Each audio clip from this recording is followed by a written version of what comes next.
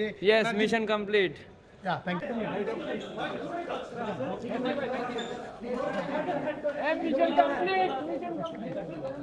এই যে ভাইয়া, এই যে হামদার সাথে ছবি তুললেন, মিশন কমপ্লিট বলছেন, কেমন লাগছে আসলে?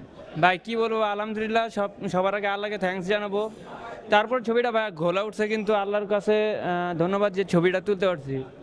আমি টার্গেট করছিলাম যে হামজা ভাই এবং জামাল ভাইয়ের সাথে ছবি তুলবো, কিন্তু আল্লাহ যখন দেয় তখন একবারে মনে করেন সব ভরে দেয়।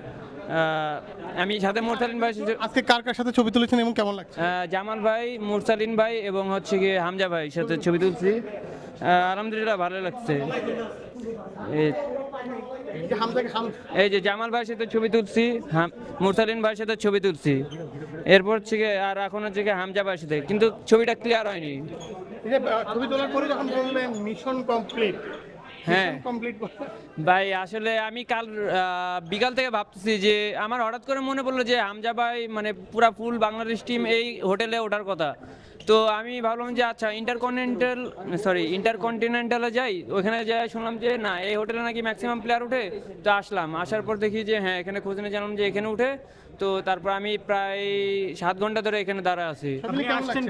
আমি আসছি মিরপুর 6 থেকে। 7 ঘন্টা ধরে দাঁড়িয়ে আছেন শুধু হামজাকে? হ্যাঁ, হামজা ভাই এবং জামাল ভাই এই দুইজন মেইন টার্গেট ছিল, কিন্তু আমার সাথে হচ্ছে মুরসালিন ভাই বোনাস হিসেবে পাইছি।